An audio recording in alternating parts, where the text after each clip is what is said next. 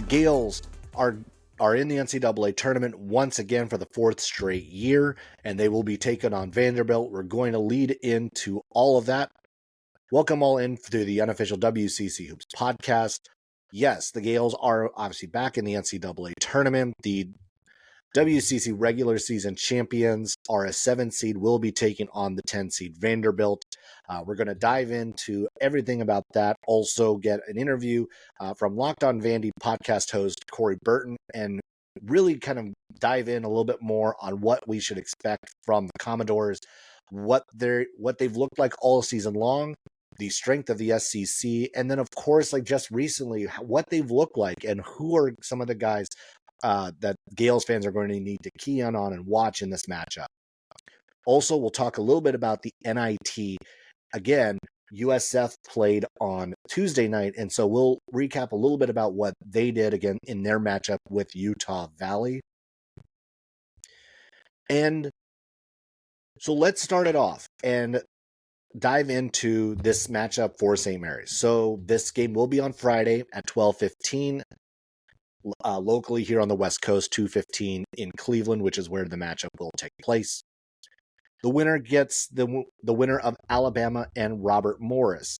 So there will be an SEC team, well, a likely SEC team waiting for the winner. So if St. Mary's were to find a path to the Sweet 16, there's a very good chance they're going to have to knock off 2 SEC teams to do so. So that begs the question, what does St. Mary's need to do well to make sure that they take care of business in this first matchup?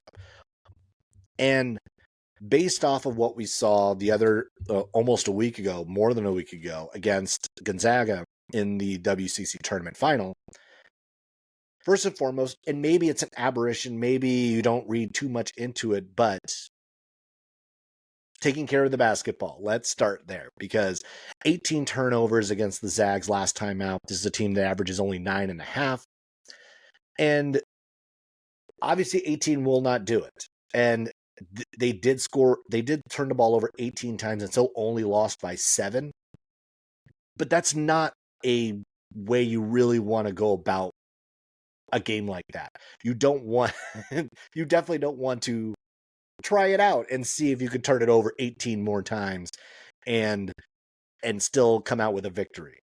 Now, that doesn't necessarily mean that they have to be at 9 or 10, but it does mean that they are going to have to be in a manageable scenario on that, especially when this is a Vanderbilt team who also doesn't turn the ball over all that much. They also only turn it over about 10 times a game. So these are 2 teams that are going to take care of the basketball and be a little bit more efficient with it on that front. So St. Mary's cannot be in the 15, 16, 17 range. If they're down in the 9 to 12 range, I think they'll be fine. It's if you get anywhere north of that is, I think, where they're going to start to get into trouble. And I wonder, with the size of Vandy, so Vandy's tallest guy is 6'9". And this is a squad that, while they do play a little bit tougher inside or whatnot, they don't have the actual physical size that St. Mary's does. But that doesn't necessarily mean that the Gaels will go Twin Towers, despite that size advantage. And that really is determined upon one person, and that's Paulus Morauskas. If he gets going early, we know that he can be a 20, 25 points guy on any given night. But it really is about getting him going early. If he hits his first couple shots, he's engaged. We've seen some of the best of him. Think back to that matchup in Utah. You think back to a few of the games in Moraga, the first game against USF. When he's on, he's on. But if he is off early, it's hard to get him back rolling. And that, I think, is a key, especially when that's a guy who, against Gonzaga in really each of the 3 matchups, was not much of a factor. And part of it was because matchup, Braden Huff really took it to him in the WCC title game. It was not a great matchup for him. So that was a rotation that they needed to fix pretty quickly, and that's why you saw a lot more of Harry Wessels, in addition to the fact that that double big had worked so well against the Zags in the game in Spokane. So if you can get Paulos Morauskas going, I feel like that is going to help the cause a lot. If you can make sure that he's involved and hits the first couple buckets, that is going to go a long way, I think, for St. Mary's success in this sort of matchup in a game against Vanderbilt. And similar in that game, speaking of bad starts, good starts, you cannot get off to a bad start you don't want to get off to a bad start in an NCAA tournament game. It is what happened in the game against Gonzaga just the other night. They got overwhelmed defensively early on by the Zags, and they ended up in a hole. They were down 20-7, what seemed in the blink of an eye. And even though they were able to crawl back out of that, get back into the game, that's not a situation you want to have to rely upon every single night or the next time out. You don't want to have to climb back out that hole. So they need to get off to a better start. They need to take care of the basketball better, because that was part of it. And then also shoot it better, because that obviously going 0 for 16 from 3, I would not expect that to happen ever again.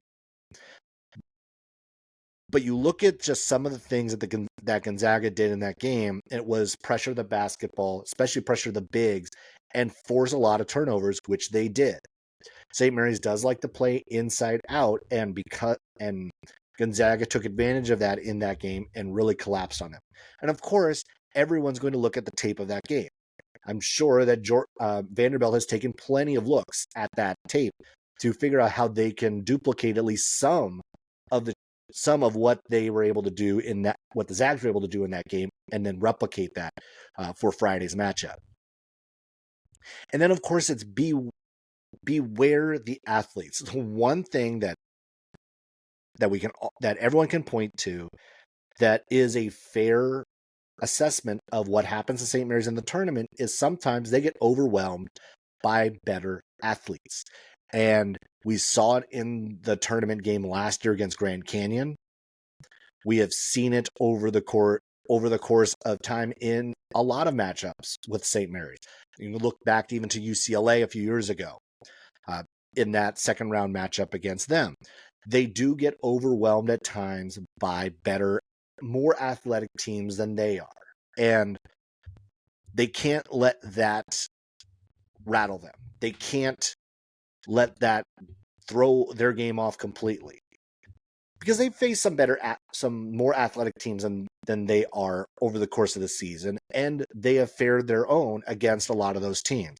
You can point to Nebraska. You could point to Arizona State. Even though they lost that game, it was by 4 points. Like, you can look at some of the other matchups. Gonzaga is a more athletic team than St. Mary's is, person to person.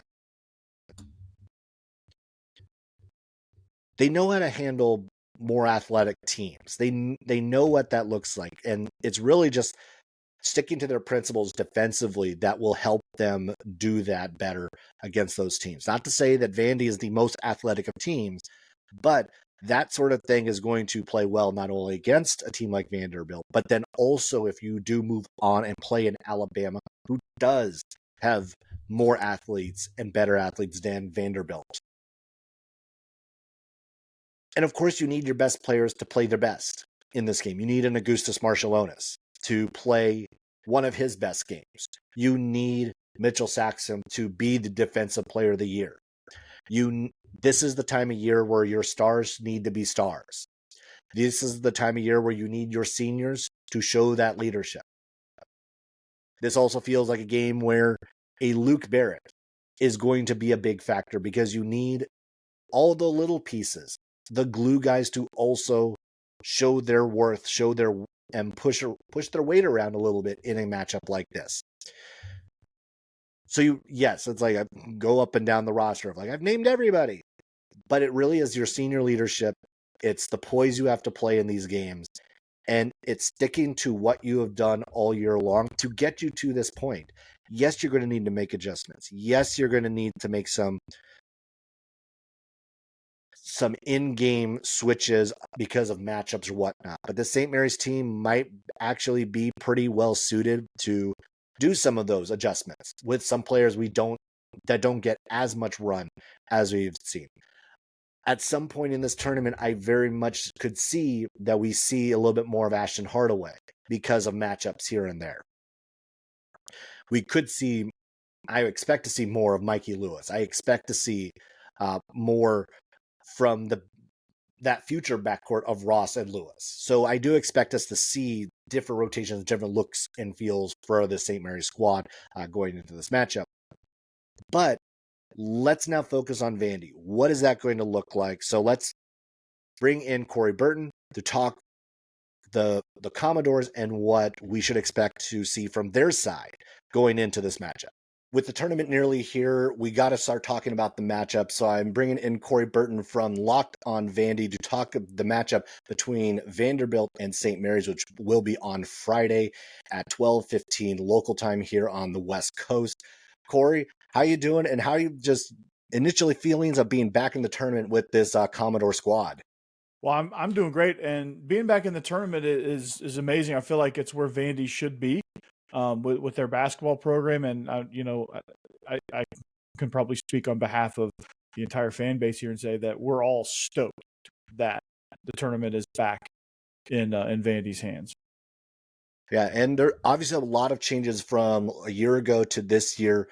First year with head coach Mark Byington, and coming off the Jerry Stackhouse era, which wasn't obviously and did not end well, going from 9 wins to 20. Just kind of talk about just this first year experience with new head coach, new system, and then maybe a little bit of the expectations versus what we have been able to see so far this year.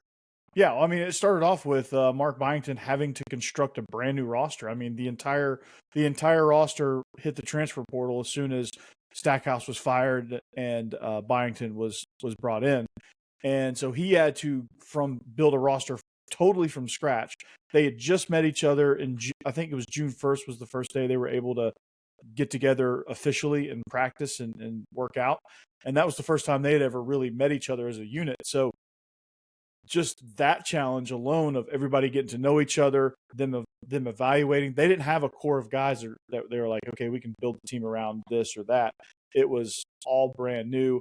I think the only piece they were familiar with was Jalen Carey, because he came over from James Madison. But this was a monumental task for Mark Byington. So I think the expectation was, given that scenario alone, was, hey, let's get to double-digit wins. Let's be competitive in conference.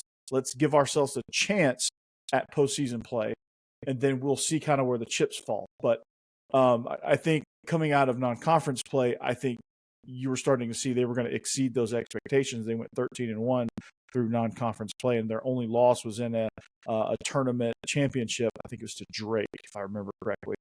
And this team was playing really well together.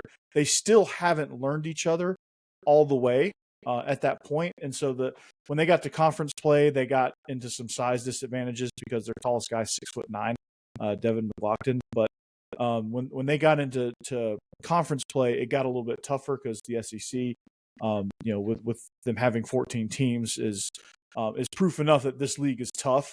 And so when they ran into some roadblocks there, and so that was some challenges they had to figure out how to win in a size disadvantage, and they did. They got 5 quad 1 wins when it was all said and done, and then here we are sitting at 20 wins, which I don't think anybody would have predicted 20 wins. I think everyone's excited about it, but I don't think anybody expected to get to 20 wins and a berth into the NCAA tournament. And it is an amazing turnaround. And also when you consider just how tough the SEC has been this year, you mentioned the 14 teams coming out of this league. And obviously, like, there's a lot of the hype has been coming out about obviously a record-setting number of teams being in. And I mean, we see like just the strength of teams, what they did in the non-conference, just how competitive the entire league was. Obviously Auburn kind of like separating themselves a bit there at the top, but really it just seemed like night in, night out that these were clearly almost the entire league was a tournament quality game. Oh yeah, absolutely. And winning on the road almost seemed impossible at a certain point because you get Vandy at one point had a stretch of Florida, Alabama, Tennessee, Kentucky, Texas A&M, and Missouri, all in a row in conference play, and half of those games were on the road. And they would, and a team that's still trying ultimately to try to get to know each other. It becomes challenging, like in a hostile environment on the road at Florida, or they had Auburn at home, but on the road at Tennessee, on the road at Kentucky, like those games with a hostile crowd, and you're still not quite all the way there where you know your teammates and know everything about them. Those games get tough because the communication breaks down and turnovers happen and things like that. So those have been the challenges within the league as far as Vandy goes. They're plenty talented enough, and they can get to the basket, they can defend, they can hang with a lot of teams rebounding wise, given their lack of size. But they've just kind of had to figure that out, and sometimes they learn the hard way, and sometimes they figure it out and they get the wins.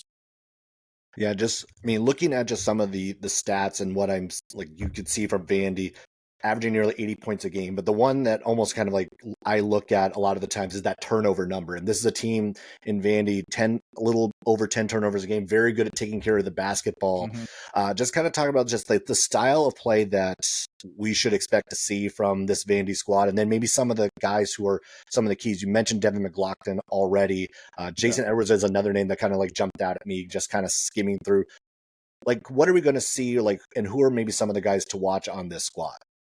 Okay, so style of play wise, you're going to see a team that they've become very disciplined as far as, and when it seems odd because they have these undisciplined moments that lead to the other team being able to get on runs. But when they're playing, I guess when they're playing at their peak, they're a team that can move the ball around. They can create chances at the rim. And Jason Edwards, the name you threw out there, he is the scorer. He's the guy that you get the ball at the top of the key. He loses you in a phone booth, and next thing you know, he's at the rim, laying the ball up and getting fouled. Tyler Nickel has become quite the shooter from behind the arc. He's kind of just a gritty 6'7", forward guard combo guy that can shoot. And when he gets in a rhythm, he's dangerous. Against Ole Miss, they got out to a 19-point lead in the first half because Tyler Nichols, he hit 4 threes in a row, and they were able to start building some momentum. So they're a team that kind of, once they get the ball rolling, they can start creating turnovers on the defensive end of the floor, and that's when they start running, was when they create turnovers.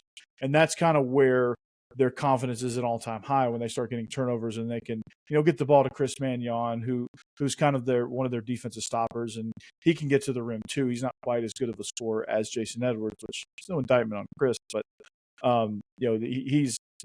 Edwards is the scorer. Tyler Nickel is the 3-point shooter, and everybody else kind of gets their shots in around that too. And this team's very constructed very well to be able to hit you in many different areas.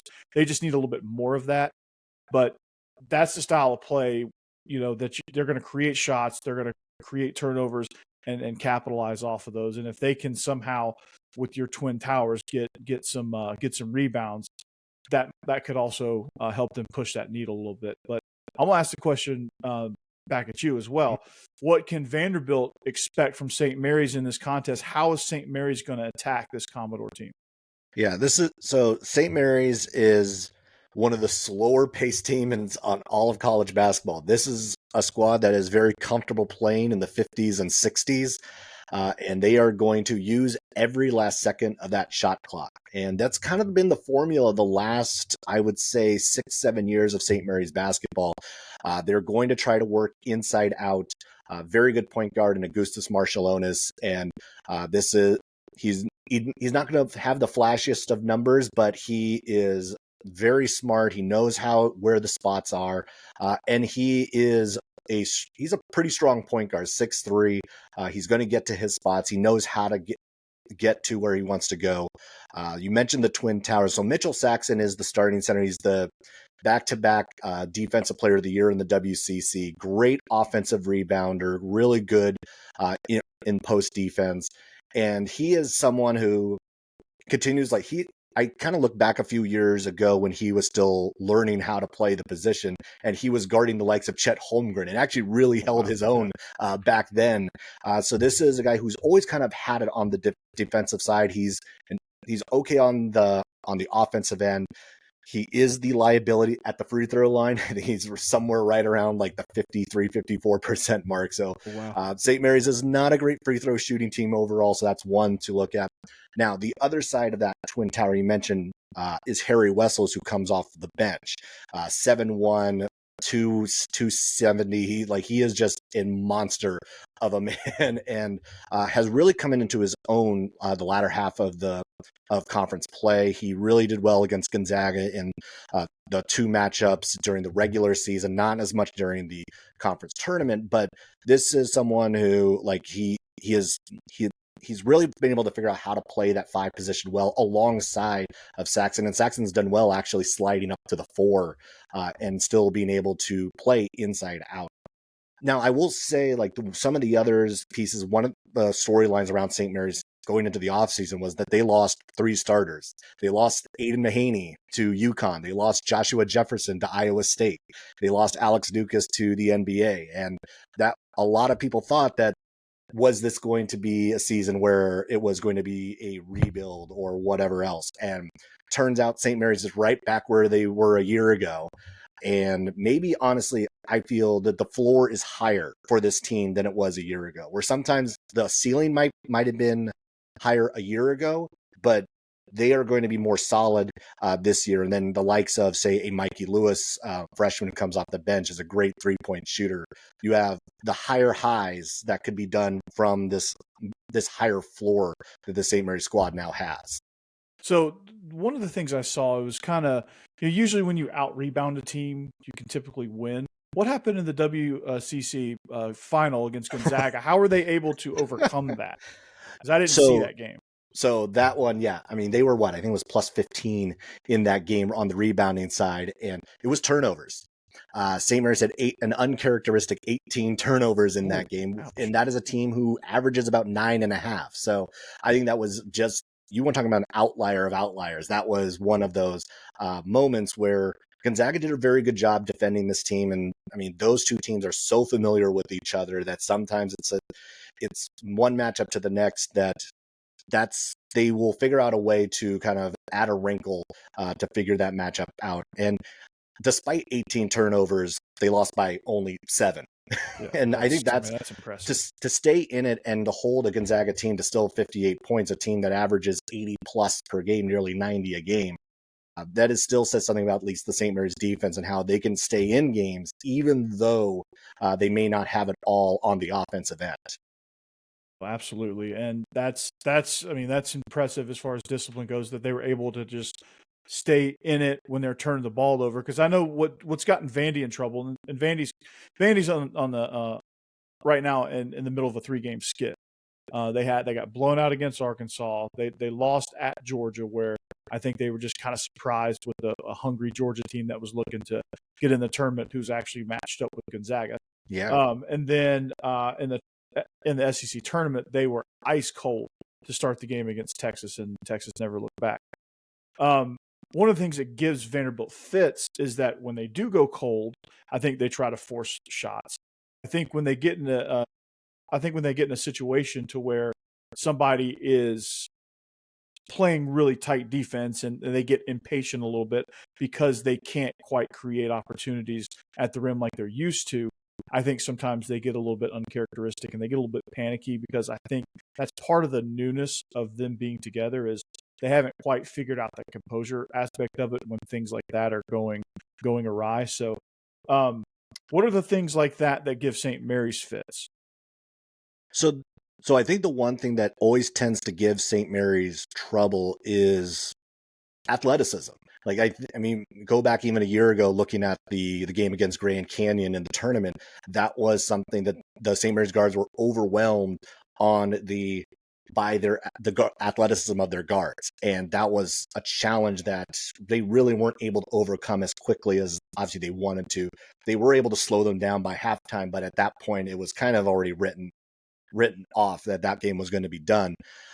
That continues to be a little bit of a challenge. We saw that be a little bit of a challenge against Arizona State earlier this year. We saw that be a little bit of a challenge against I think it was, I'm trying to think who the other loss were. Even Gonzaga at times can give them a little bit of a challenge. A familiar SEC name, Caleb Battle, had given them problems in that championship game. He was very good in the title game. So there's every so often the athleticism is something that gives them problems, gives them fits, and they're not exactly the best equipped to make a huge run. Now, if they make a run, it's predicated off that they can slow you down, that they're going to stop your offense and be able to slowly climb back into it. The Gonzaga championship game is actually a good example of that, where they were down, I think it was 20-7 at one point in that game, and it was a one possession game at halftime.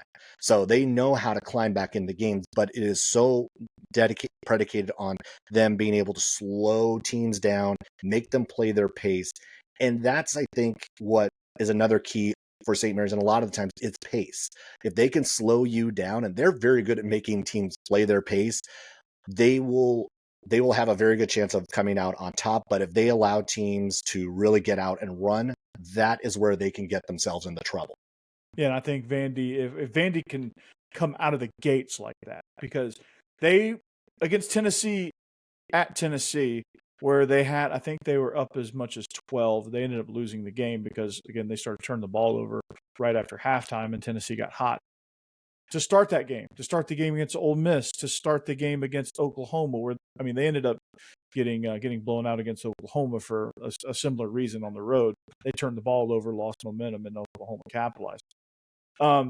They started out hot. They started out running. They started out, and Jason Edwards was a big key to that because he was able to get to the rim, and he was able to score, and he was able to finish.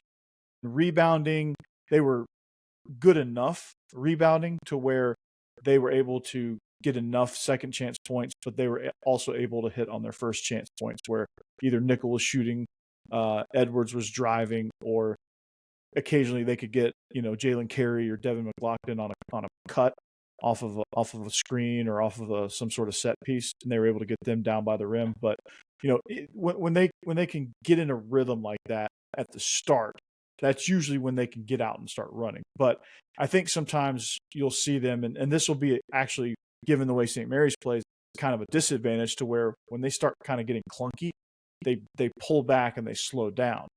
And I feel like they're going to play right into St. Mary's hands if they do that. And even just looking at the sort of thing, because St. Mary's are very good at slowing teams down and making sure at least you're not out on the run nearly as much as a lot of teams would like, forcing you into a lot of half-court offense. Looking at that 32.5% three-point percentage is one definitely St. Mary's also does a very good job of limiting three-point opportunities. I mean, look at the likes of, say, Santa Clara is one example I kind of look at. It like Santa Clara had as many as 23 threes in a single game this year. And St. Mary's has held them to, I think, like 4, 5 in a game. So they're very good at making sure that teams are taking tough three-pointers if they're taking them at all. Not to say that St. Mary's is the greatest three-point shooting team either, because they are not.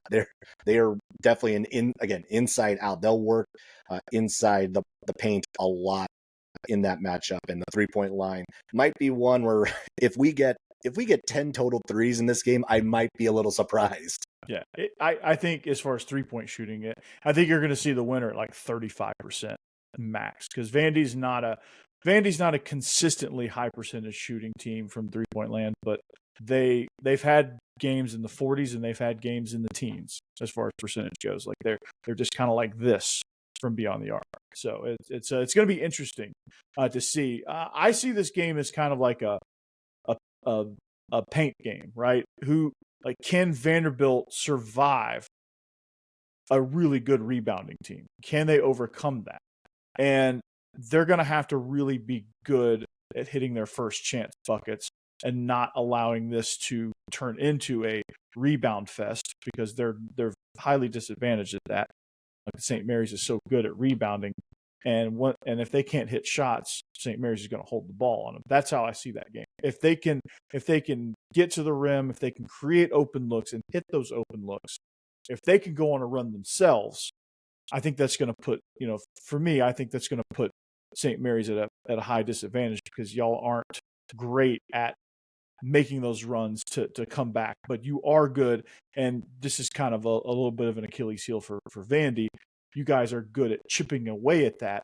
And that frustrates a lot of teams because, especially young teams, because they get frustrated and they get impatient and they start trying to, pour the points in, and they start taking bad shots, and they're not moving the ball as much and creating opportunities, and they're definitely not running. So that's something I look at as far as that goes.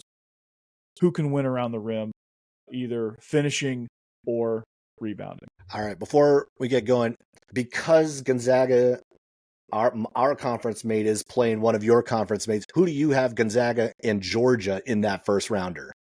I think Georgia's just so inconsistent, and Gonzaga's such a tournament veteran team that I like Gonzaga in that game. Yeah, that's kind of my read on it as well. The Zags are at least good for one. Now, running into Houston, yeah, that's a completely different animal. That's not an easy one. But, I think if Georgia does win, it'll be because Silas DeMary will just out-athlete Gonzaga, which they have the potential. Georgia has the potential to do that.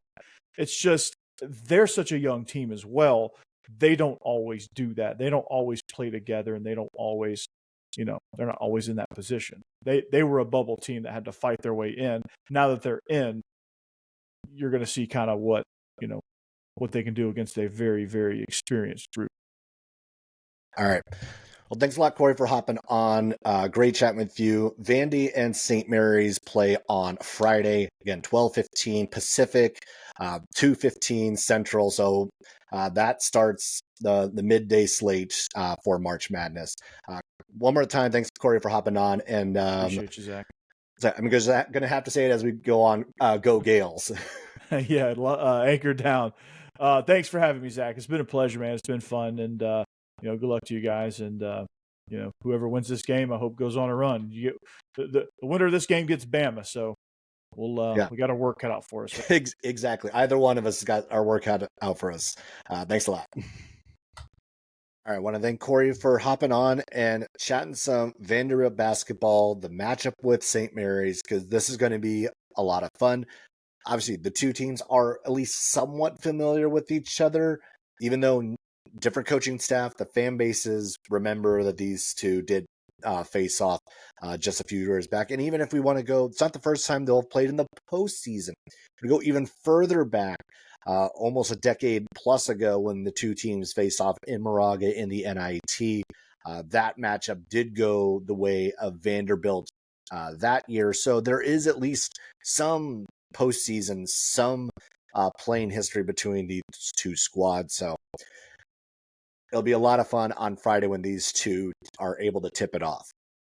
Now, there was one more WCC team in action, or the only WCC team in action on Tuesday, and that was, or on Wednesday, and that was USF, as they opened their NIT slate with Utah Valley, the WAC regular season champions, and came away with a victory 79-70. This was going to be a tough matchup. Utah Valley is a very good team and is coming off a pretty competitive game against Grand Canyon in the WAC championship game. But USF held strong, 19 points from Ryan Beasley, Malik Thomas with 21, Carlton Lingard with 18 points of his own. I should mention the Malik Thomas game, 21 points, 10 rebounds in that one as well. Tyrone Riley with 11 and 9, but he did leave late with an apparent injury, so TBD on his condition going into their second round game, which will be much like Santa Clara had on Tuesday night against a team they have already played, and it is Loyola of Chicago. That game will take place some point this weekend, either Saturday or Sunday. TBD on those details. But the Dons do win their first NIT game of this slate. As they played host to that first one, they will play host for the second one as they are the 1 seed in their region. So at least trending the right direction for USF. Hopefully Tyrone Riley is able to go in round 2. Hopefully it's not too bad of an injury, but he did have to be carried off by his teammates, was not putting a whole lot of pressure on that. Was a back and forth game. USF did have opportunities to really kind of pull away in the second half. Was up actually pretty big there early on in the second, but Utah Valley was able to chip away. This is something they've had to do a lot against Grand Canyon, and something they did do in that championship game as Grand Canyon went on a run, and Utah Valley was able to come back and at least make it interesting for them. Welling with 22, Toulson with 16. Two of the key guys thought that were going to come out big for Utah Valley did indeed come out big for them. But Lingard really felt to me like the big tipping point, especially there in the first half.